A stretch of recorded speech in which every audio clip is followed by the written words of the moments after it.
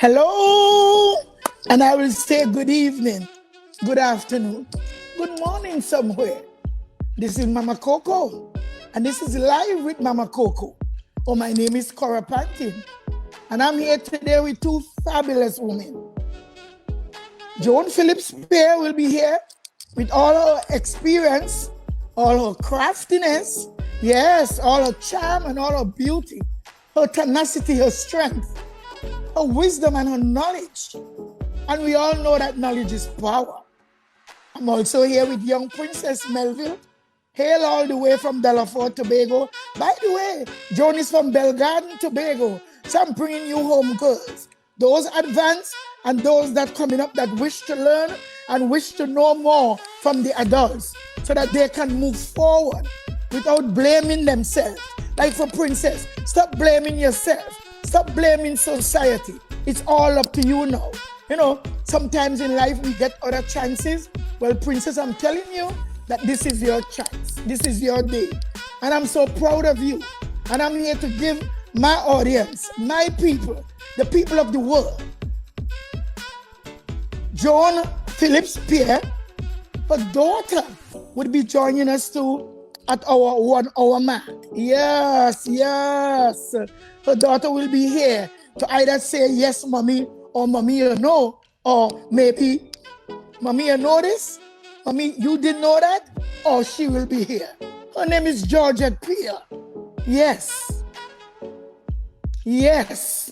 So welcome to Mama Coco Live and Direct as I welcome Joan Phillips Pierre and Princess Melville.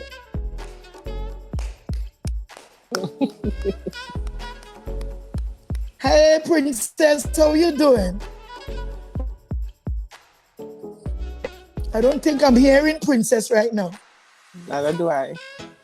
Well, Joan, you answer until Princess get things together. Okay. How are you, Joan? Welcome to the show this evening. This is your second time on the show with Mama Coco. You're not here to repeat. You might be here to clarify. You might be here to enhance. And I understand that I'm shouting. I'm not used to headsets. I never wear them before. True. So let me kind of whisper in hope. So, Princess, can you hear me now? Princess cannot hear me. And I can't hear either. Yeah, we can't hear Princess. So, Princess, hold your peace until we get you clarified. Princess, maybe you have to go offset and come back. Yes, Joan Phillips Pierre. Yes, Mama Coco. Let's wait until Princess return. Yes. Let us build our audience. Let our audience get to ingest and digest what is about to happen here today. Yes, so Camille Mohammed is saying beautiful and blessed. Thank you so much, my love. So my people, Mama Coco's Live will be back very shortly. We can get Princess Melville back. There we go. Hello, Princess. Hi, Princess. Hi, how are Hey! Okay, there we go. Welcome to the show, Princess Melville. Thank you. Yes. Well, Princess, I am here and I really don't do, I ain't gonna do things my way only today. We're gonna do it the Lord's way. So the Lord is my shepherd today and I shall not want. He maketh me to lie down in green pastures. He leadeth me beside still waters. He restored my soul. He leadeth me in the paths of righteousness for his name's sake. For yet though I walk through the valley of the shadows of death, we are not gonna fear any evil. For the Lord is with us, and he promised to guide, guard, and protect us, and to keep us in perfect peace. So as we give him praise this evening, and we thank him for all his blessings, his grace, and his mercy, we ask him to continue to chaperone us through his paths of righteousness, and for his name's sake. Amen. Amen. Amen. So So welcome you guys to the show. Welcome you guys as I introduce you to our audience today, which I believe will be here because they want to learn something. They want to hear the truth. They want to know what it took for a young girl to leave Tobago, went back to Trinidad and Tobago, come again, and is moving forward in a positive direction. They want to hear from Joan Phillips Pierre. They want to hear from Joan Phillips Pierre. I'm being told every time that I gotta take it down because the mic is there. Okay. And down is not something that I really do good at. So you know what? I always have to take it up because of the preaching mechanism that was placed in me and the authority to bring people to order, to bring myself to order, which I did first in my life. So now that I have taken myself out of the pit through the grace of Almighty God, and I'm seeing people who did the same thing, I have to highlight you guys to show people that where there is a will, once there is wisdom, we will find the way. Now listen to me. It's wisdom. Once there is what? Wisdom, we will find a way. So first question, it is for Joan Phillips Pierre. Joan Phillips, I'm going right in. Ladies, but Joan, you answer first. Tell us about yourself. Who are you, Joan Phillips Pierre? I was born in Canal Hill, Belle Garden, Tobago. Went to the Belle Garden EC school. EC means Anglican. English Catholic, yeah, Anglican, yes. So from there, at 11 years, I started Roxborough Secondary School, where I stayed for 4 years, got pregnant in school, and I had to leave. When you're saying that pregnant in school, I want you to be strong. But I was... I got pregnant. When I was in Form 4, I got pregnant. Because I want young people who get in pregnant now and believe it's the end of their world. I want to hear it very resounding. I got pregnant when I was in Form 4. Form 4, absolutely. So I got pregnant when I was in Form 4, and I left school. No one told me to leave, but because of pride and shame and whatever, I left. And from there on, my journey started. I had my first child at age 16. And I had to struggle through. I had to go out there after my child was 9 months old. I went doing babysitting job and, jobs to make, to survive. And what else can I say? What else can you say? I don't want to override the questions. No, you're not overriding, but I will come up with a question for you. You said you had to. How did you grow up? Who you grow with? Okay, I grew up with my grandparents. My grandmother and grandfather, they raised me from 3 months old. So I grew up with my grandparents in Belle Garden. Yes. What they did for a living? My grandfather was a laborer, and my grandmother was a stay-home mom. Because those days the women stay at home while the men go to work. So she was at home. So I understand because you were here before, and you said that your grandfather used to work cocoa. Yes, he used to. The Roxborough estate at the time used to give the laborers pieces of cocoa area to maintain the cocoa and give them land to work. So my grandfather, he had land up in Roxborough estate where he worked the gardening, and we all joined in and helped him with the weeding and all that stuff. You're walking from Belle Garden up in Canal to Roxborough estate to do the weeding and the reaping and carrying the produce. So Joan, where was your grandfather born? Are they to Begonians from birth? No, my grandparents are both Grenadians. They were born. Oh. They came here when my grandmother went to Tobago when she was about 17 years, and my grandfather when he was about 20 years. So they spent, most of their youthful time in Tobago. So your grandparents are part of the Grenadian descendants. Yes. And they live in a specific place. Grenadian but what your grandfather did when he received the property, that is called crop sharing now in the United States of America. Okay. Where the plantation owners will give them a piece of property that they could produce. So it's called sharecropping, Okay. now in America. Okay? So your grandparents were part of that generation. Right. So your descendants, you are descendants of Grenadians. Absolutely. And you guys live in a specific place there in Belle Garden. Tell us about it. Well, this is Grenadian Hill.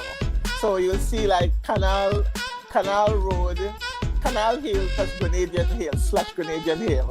So there's where I was brought up. I grew up there, and I got all my childhood teaching from that Grenadian Hill and Canal. So that Canal Hill, tell the people with joy that Canal Hill had all the Grenadians, mainly all the Grenadians that came to work on the Roxborough Kendall estate. Yes. Well, my grandparents, when we grew up, they stated where they came as laborers, and they continue to be laborers. As my grandfather said, he was the oldest of the group, of all the children, so he didn't get very much education. He had to stop. He had to stop going to school to help his parents, and because of that, they wanted all the grandchildren to have an education. So they stopped. Yes. So you thought that you failed them. I thought I failed them in a big way. When you became pregnant at age 16. Yes, I did. So I told myself, I am not going to stop there. I'm going to continue with my education and move forward. Put all that behind me and continue with my education. So although you believe you failed them, they still found joy in taking the baby from you. To continue. Yes, I can continue. Yeah. So I work, as I said, I work as a babysitter. I work as a secretary. I work as everything you can think about. Then I moved to Trinidad. And I work in a hotel. I work as a maid. Then I stepped up to a supervisor. And from there, I moved to the United States. From Trinidad, I moved to the United States. And all I was thinking about is progress. I said, I have to move on, throw everything, what I'm missing in the past. I won't look back, I will continue. So I came up here with one aim, to progress. Thank you.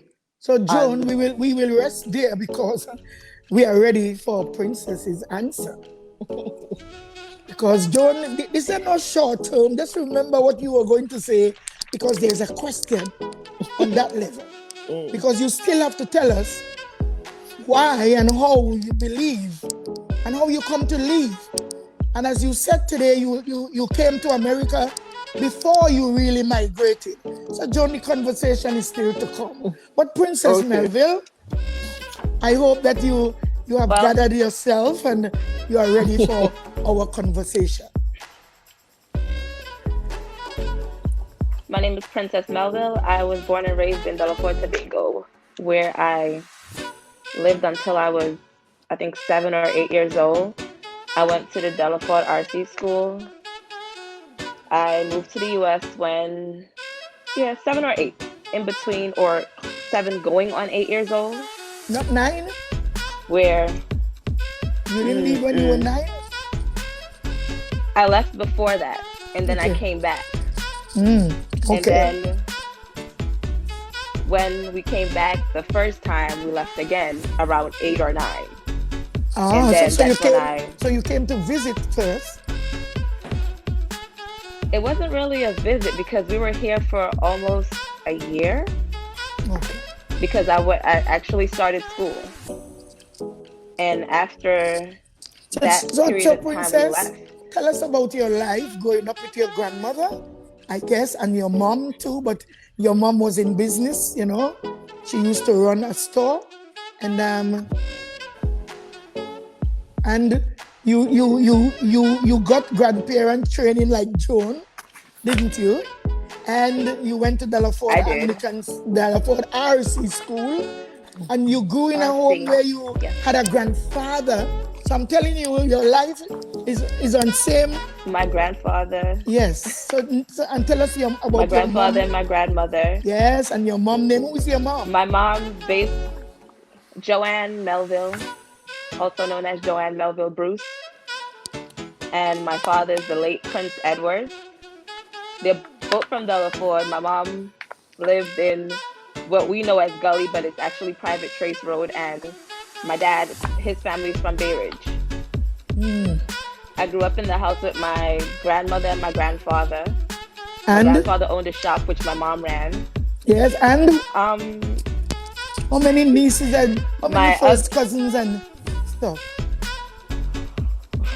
was A in the lot. house?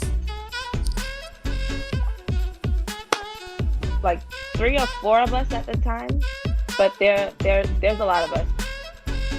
Were you the youngest Yeah. grandchild? Living in the house, no, I was not the youngest grandchild. My uncle's son came from Trinidad to live with us as a baby. He could have been a couple months old, so he was the youngest grandchild in the house. I was the second youngest in the house. So how was it for you in schooling? Did you excel? Did you understand your schooling, your elementary schooling at that time? In Dallaford, did you get to know your environment? Did you play a lot? You have friends from then until now? Probably played a little bit too much, but I did really well in elementary school in Delaforte. I had no choice but to do well. I did enjoy my surroundings. It was the river, the beach, everywhere.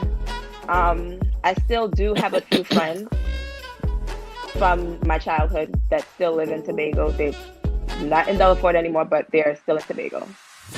Are you still close? And some that migrated also. Are you still in contact with Patrina? Because she was like, but then you grow in the house with an aunt. Yes. You didn't grow up in the house with Deborah there? Your aunt Deborah? Deborah, I think Deborah was gone before I got to the stage where I understood who people really were. But I did grow up with her around. I'm still in contact with Katrina, yes. Her sister was also in the house with us. She passed away some years ago. So I had like a lot of people in the house. Ziska. Rest in peace, cousin Ziska. A lot of people in the house. Yes. And plus around your household, because Joan get to claim that she lived in an environment with Grenadians who she learned to cook and do a lot of stuff, of which we will be talking about later. Because Joan loved breadfruit so much. She loved to make what they call it, Joan, what they call it? Oil down. Oil down. And she even makes oil, which we will talk later. So Joan, if you have any sticker of your oil, we are going to promote your oil today. So that because you're about to experience resignation, and you can afford to keep your daughter, of which we will talk about. You know, my daughter might think I'm projecting questions, but I just want her to realize that we are here and we are about to discuss. People will get to know who Joan Phillips really was, is, and would be. Thank you. So, Princess, we are glad that you have answered your question to the best of your memory and your ability of Tobago, but then you will get to tell us about your journey in a while. So, round of applause to you too, that we have expectations now that we know about you and about you. So let's see our next question.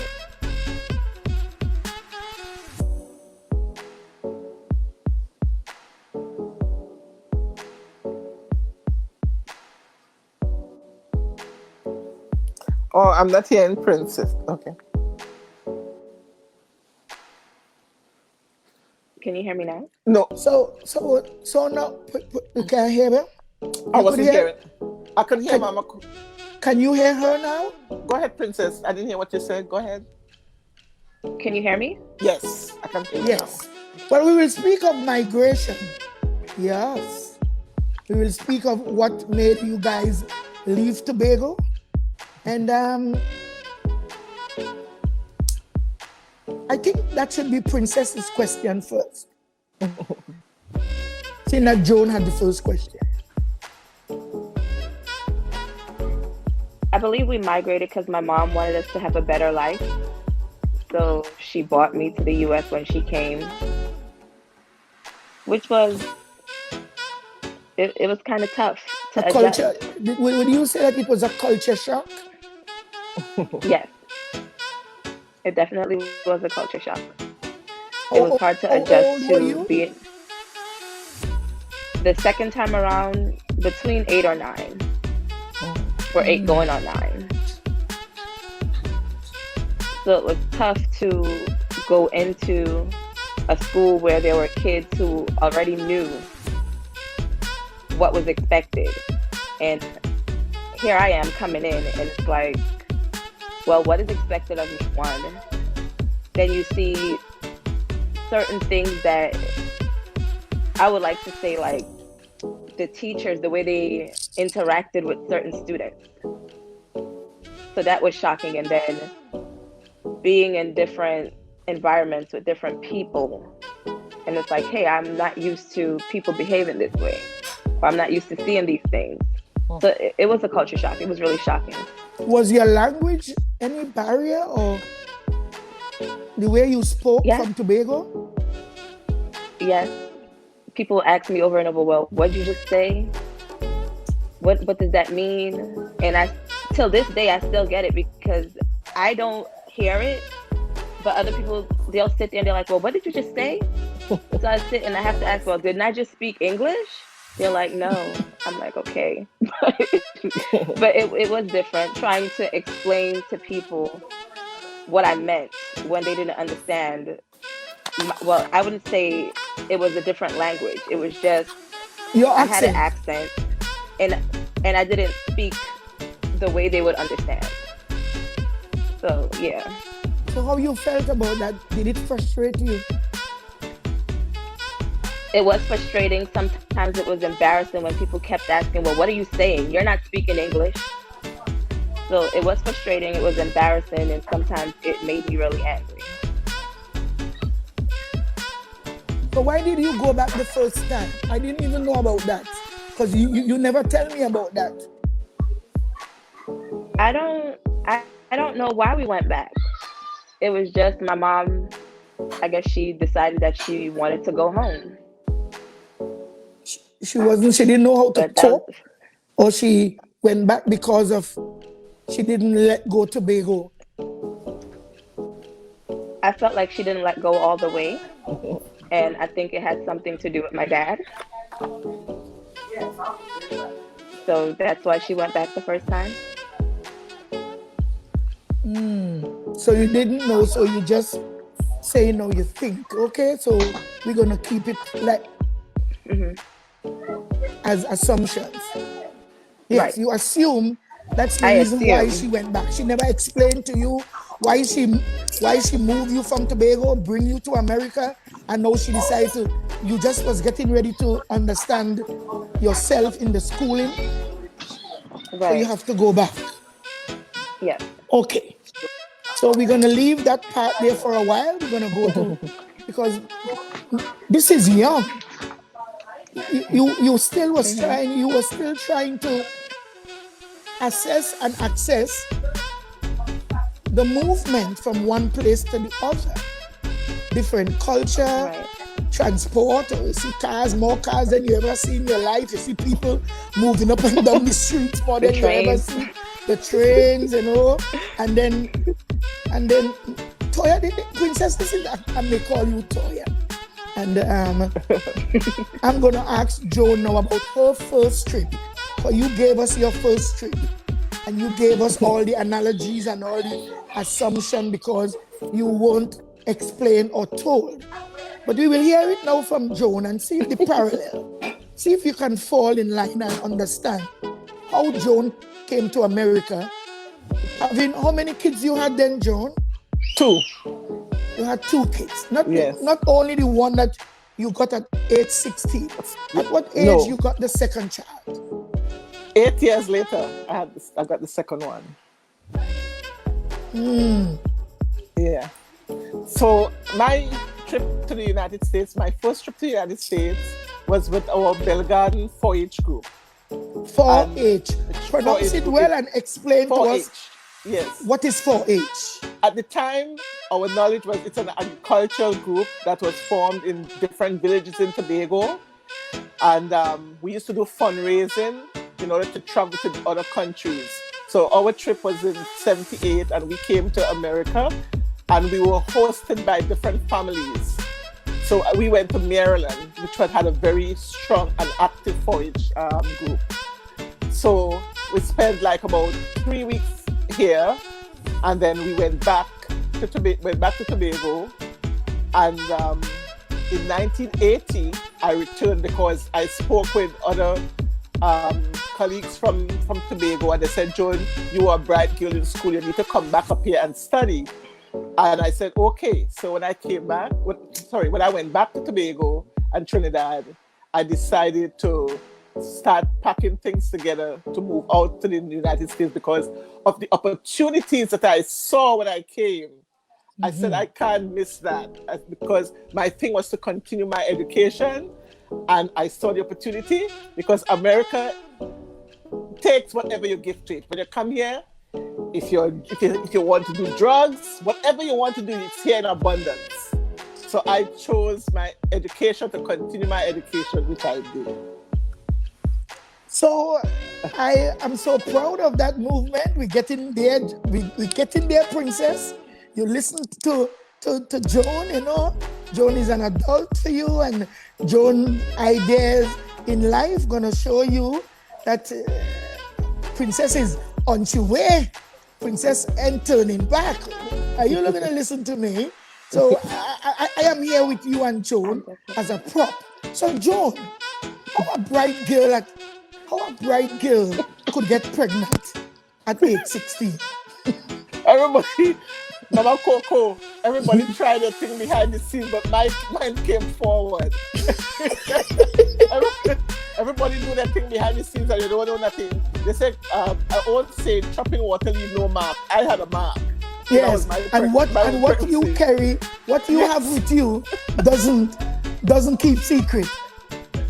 Exactly. So I got pregnant, I brought the child forward into this world, and I moved on. You know, 8 years later, baby number 2 came.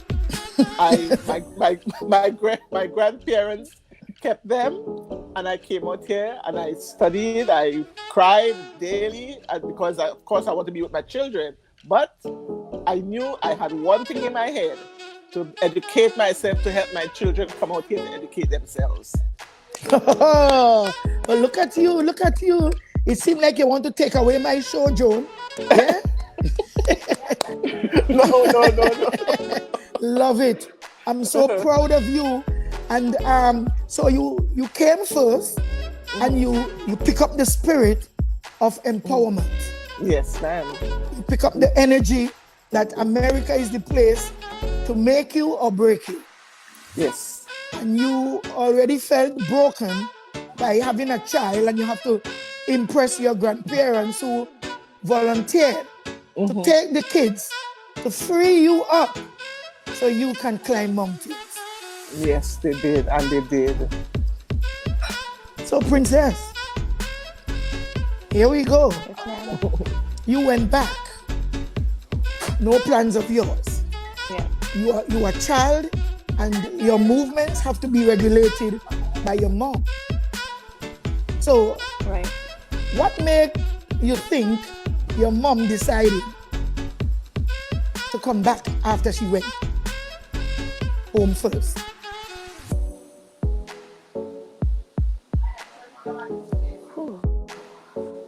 I think she probably was over it at that point when she went back and she saw that it wasn't any betterment there for her.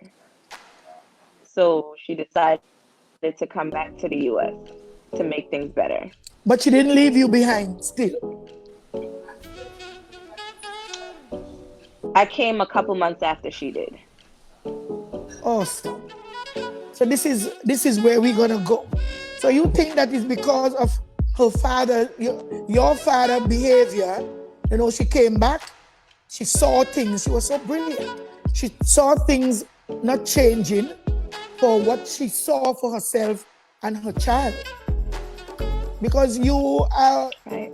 only child for how many years? 21. Ooh.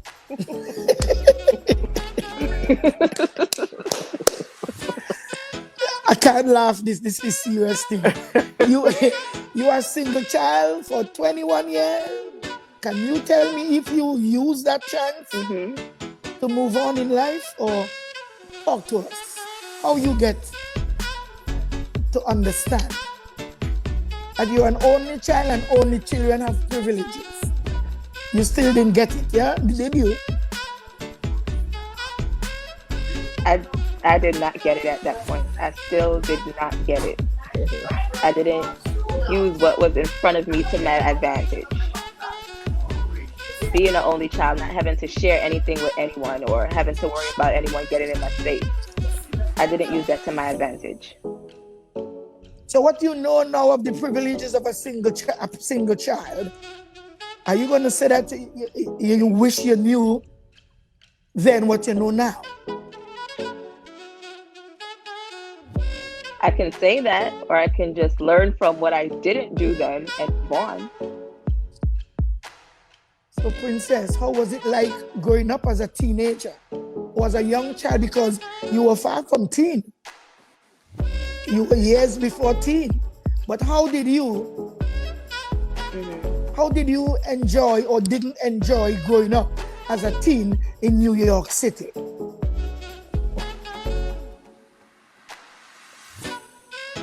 I enjoyed my freedom. I was able to go wherever I wanted to go, hang out with my friends, basically do whatever I wanted to do. So that part of my teens, preteens, I did enjoy. You said that you were free? Were you given that freedom, or that freedom came? Why did you have so much freedom? It pretty much just came because of how my mom worked. You have to speak up, Princess. This is a movement for young people like you who experience and is still experiencing the migrant.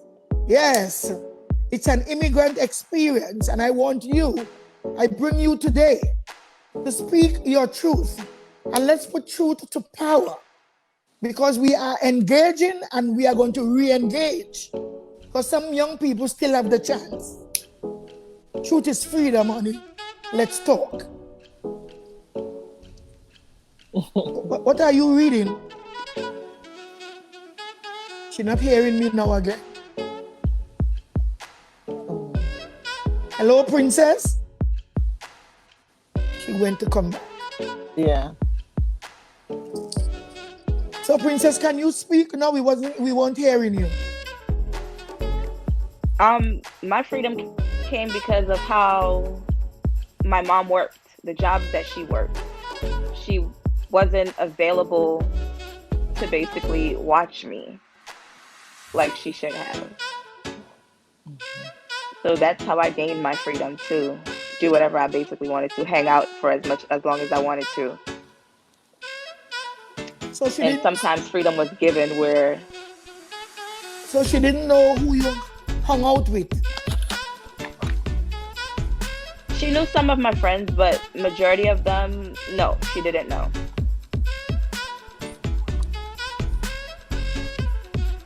Because you know she worked because she wanted the best for you and her. Yeah. Because you guys are my family, and I know most of your story. I don't want to be here projecting.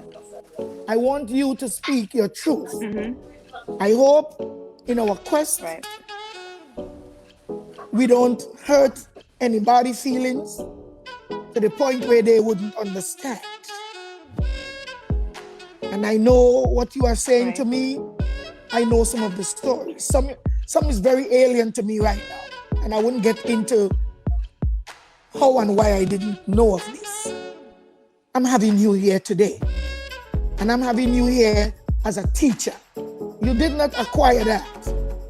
But the Spirit of Truth bring you here as a teacher of life, because you have lived it.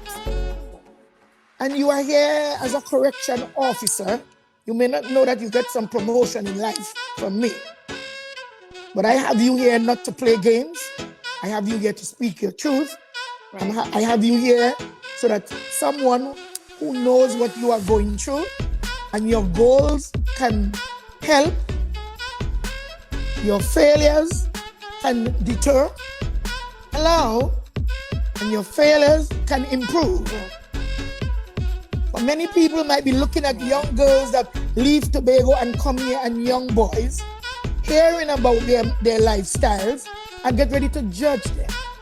Today, after today, everybody will get to know what? Let us stop dealing with who people look like.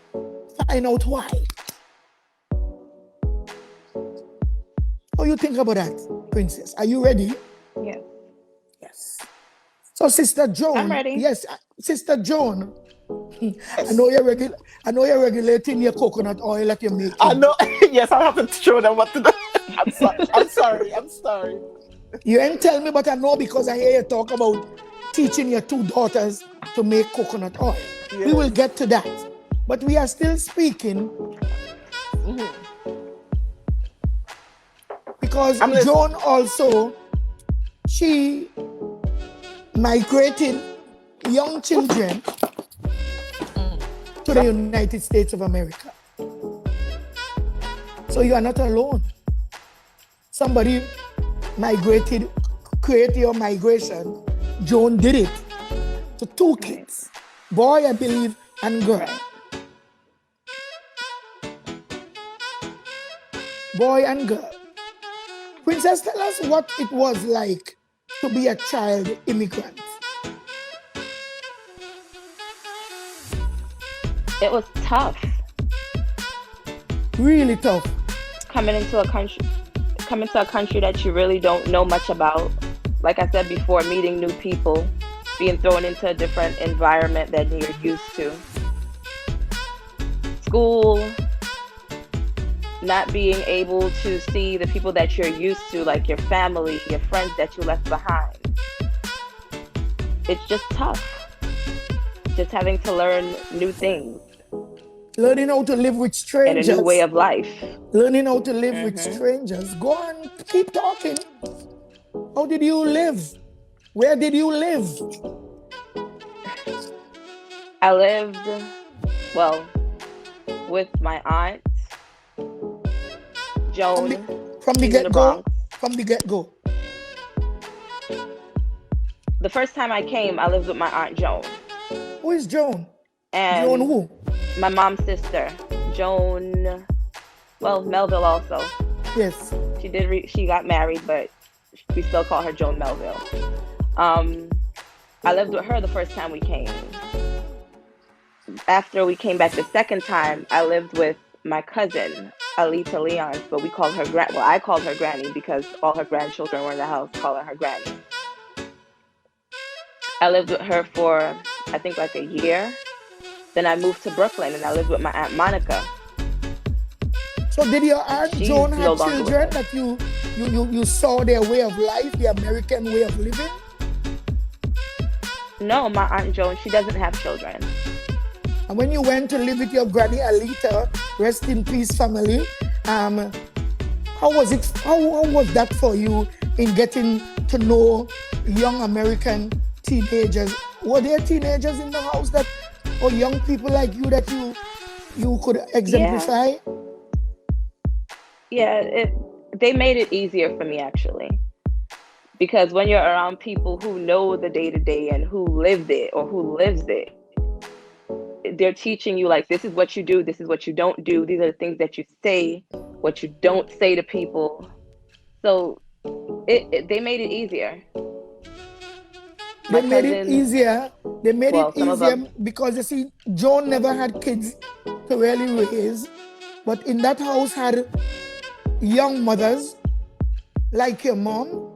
And this was Brooklyn in the 1990s, where they had a surging of gangs, yeah, and some rough initiation to the streets to understand everything, not only for boys, for girls. Girls also. So you were living by my family Alita, which is your cousin, but because of her age, you call her Granny. Granny. How long did you live there? Did you start schooling by your Aunt Joan or schooling by your Aunt Alita?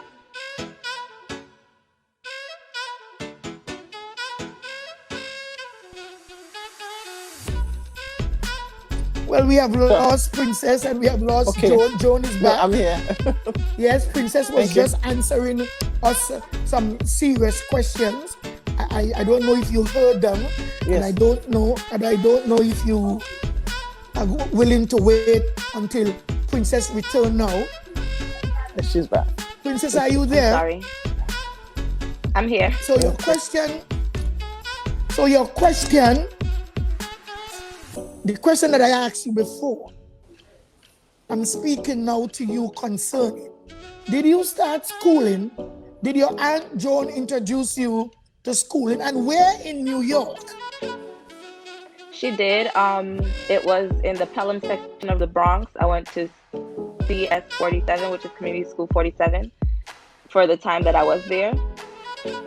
How long did you stay by your Aunt Joan? I think it was like almost a year. Like I said before, we were in the U.S. for almost a year before we returned the first time. Oh, so let me follow you good because I am following well. So you started school by your Aunt Joan, but then that schooling was disrupted. You went back for a little while. Right. So when you went back, did you get back into school in Tobago, or you just hanging out waiting until your mom decided to return? I went back to Delaford. RC. I was back in school for that period of time until we left again. Yes, so you got the chance now to return, and then you were placed to stay by your cousin Alita. Right. And while there, I was placed in school. I went to PS 68. Can you raise your voice a little? Everyone in the house. Can you hear me? I'm hearing you, but your voice, so that the audience can hear everything you're saying there. So while living with Granny, I went to school on that side also, which was the Eastchester side of the Bronx. I went to PS 68, Public School 68. And that was in Pelham Parkway? Everyone in the house. No, that was the Eastchester side of the Bronx. And where is that? What name you call the area that you went? Just Eastchester? Eastchester. Yes, Eastchester. So you see, what I'm trying to share here is that immigrant children need a chance for immersion.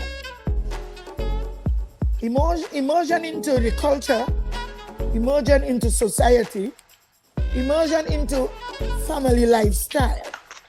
Because their lifestyle where you went was structured differently from the structure of your grandmother's lifestyle and your mother home in Tobago lifestyle. Right. Was it? Correct. It was, I would say it was a little bit more strict. Because everyone there, it was basically about education. Go to school, and till this day I still hear it from them. How are you doing in school, or what are you doing with your life? So it's all about education, all about doing better for yourself. You came here for a purpose. Don't let that go. And you did let it go. So it was, I did drop it. I let it go.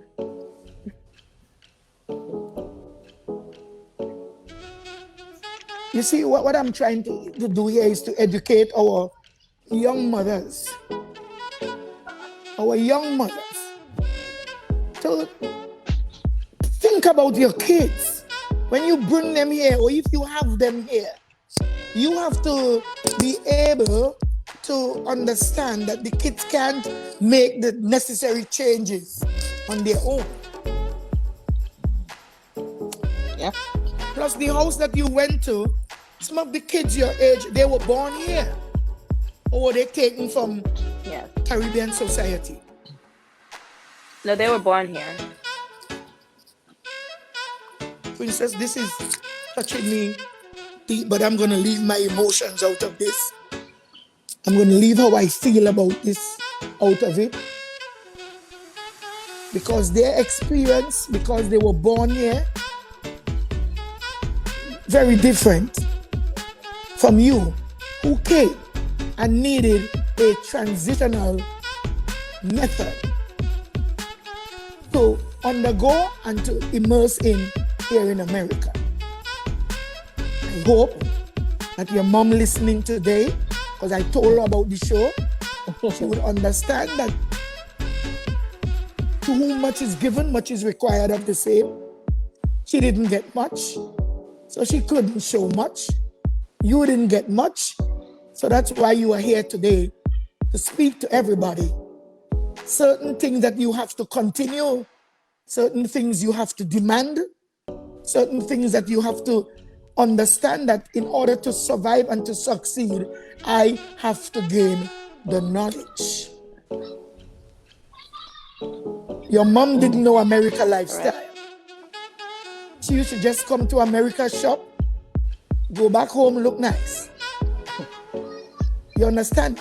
She never knew what America lifestyle is all about, especially bringing a young daughter. Whether you had 21 years with her alone, it could be 40. What you didn't get, you didn't get. And what you didn't get, do you want it now for your children? Definitely do. Because we are going to get into you and your children. And what age you started procreating. And what age you started believing that I am going to show the world woman things, but I'm still a teenager. Are you ready? Let's go to Joan. Yes. This is your guidance here, you know. Joan. Yes, Mama Coco. Were there any special immigrant immersion programs that you had to offer your kids? And how and when you decide to bring your kids? Is it because you miss them or because you're ready to provide for them? Because I'm ready to provide for them, because I did not want them to fall in the same, area that I fell in. I brought them up.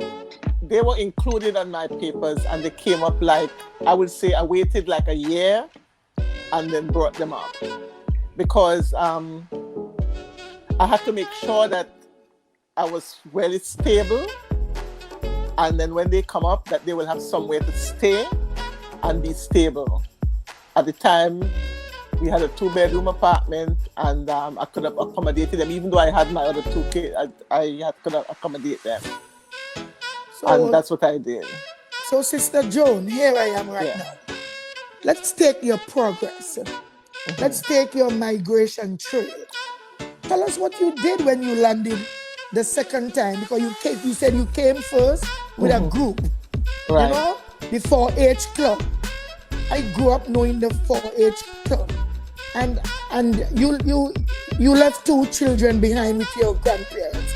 Did they die before you recognized that you have to move them, or you move them knowing that you are ready for them? 1, 2, not bashing anybody, because many of us believe that we're ready, but we could be ready at a different level. Right. I was ready because at the time when I came, I don't know if I should, the papers had to be involved. No, we ain't going by papers. We're going by what you did. when you came to prepare for your children? We're not going into your papers. Okay, I worked as different levels of work. I did babysitting, which was the number one, and then also I was working in a nursing home for a short while. Then I settled and I started my school. You started your school. So you fell in love with somebody. And you got married. We don't going into Mama Coco, it wasn't any love yet. Stop saying that you fell in love. You love because you saw that your life could change, and when your life, are you listening? I know you like to laugh like me. But we're gonna get serious with the life. We're not here to implicate anybody or to nobody to judge you. You came, you fell in love, and you met this man, and what the man told you and how you see this man could be a representation of a father. Remember, we going serious. Right. But also is what the man saw in me too, because he saw we know that. Expectation. Yeah. He saw and he tasted. He saw and he tasted the Tobago thing. Joan, I going real, you know. Don't hear talking no half-picked duck. You ain't here. Listen. Look at how Princess laughing. You ain't here bringing up your life so people could throw things in your face. You're bringing it up because this is real. Yes. You saw the man, and because you saw him, you ain't give him the thing just so. You fell in love, and you fell in love with the possibility for changes for your children. Let's get this real. Absolutely. And that's what I did. And he was really, I had to discuss, of course, with him about bringing the kids. And as I said, when the kids came, he was a real father figure for the kids up to this day. But listen to me. We're not going to bring sex into everything. Right. Because you have trained so people know you like sex. Princess, you like sex? Oh, God. I do. All right.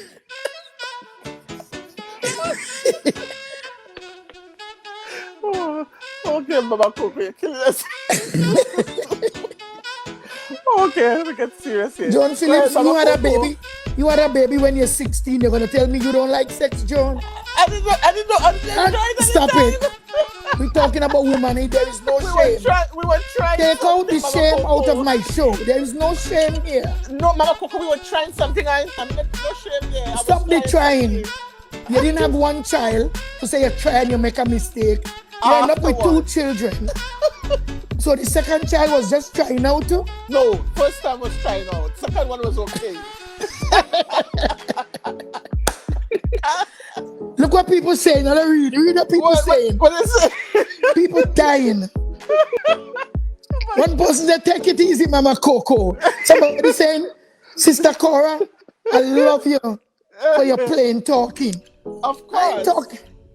Yeah, but the honest truth is... Hold on. Don't play correcting your steps now.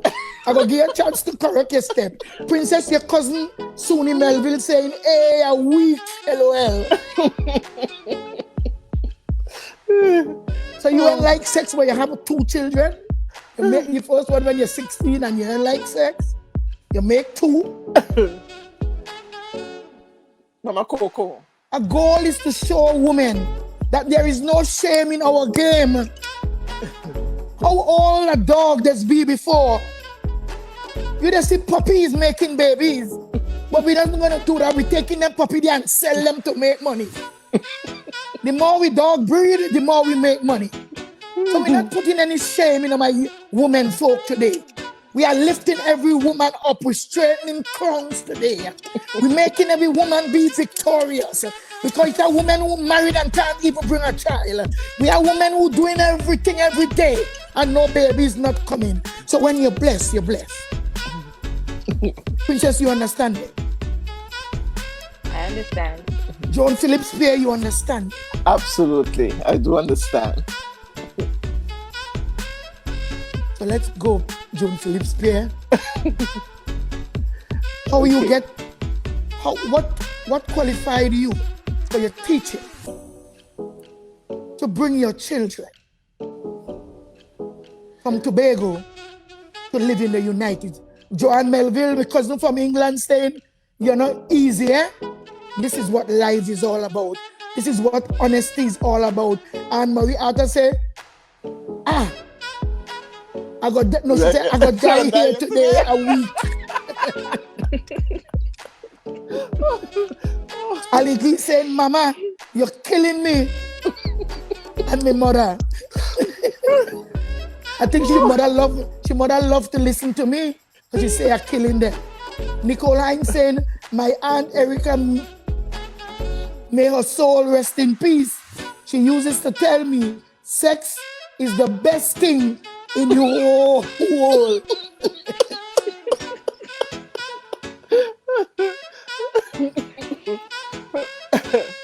Oh my goodness.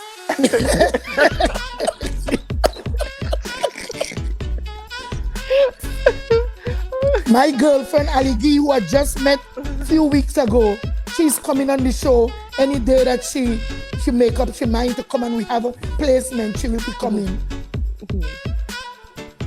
We have to stop talking this bullcrap, but man alone don't enjoy sex. Why we giving men all this power? Claim it. All you having it. My girlfriend Solomon is saying, Mama Coco, not everybody brave as you. I want them to. Yes, Sharon Solomon is saying, Cora, not everybody not brave like you, girl. All we let's do are the man. Why giving the man all the power? So why you lying down there, have them harassing your body, dirtying up your skin, and them alone like it? You guys know how much performance we just have to do in order to make a man stay with you sometime? They just turn me into all kind of frog, dog, acrobat, horse. They're riding us out like a little pig. And all you're taking that and all you ain't like it. Well, today, when I done with the two of you on this show, every other woman who out there saying that they just do it for the man, stop it. And stop putting sex in front of your children. Stop putting sex in front of... If I with you and you have green card and I here without green card, you can't have sex with me if you're not helping me to become stable and permanent in this country. That's what I told to my children's father. No sweet sex no more. There's a time when the sex doesn't even be sweet. They're just going through it for your mind's sake. So let me pause and take a deep breath. Deep breath, people. I have a friend named Phillips who said, God commanded us to go forth, yes, multiply. You cannot multiply without having sex. Oh, they can do it now, brother. But I ain't going into that. Nothing to be ashamed of. That's right. Sex causes God's population to grow. We're taking our dog to the best bull. Or they're standing up there watching them dog having sex, and many people just get heated up. Many women just get hot when they see two animals. But yet still we're claiming that we don't like sex. So when you sit down and watching porn with your man, you know he priming you up to do what you see. Joan, you're laughing, yeah? Peace, everybody. Peace. Let's get back to the show. Okay.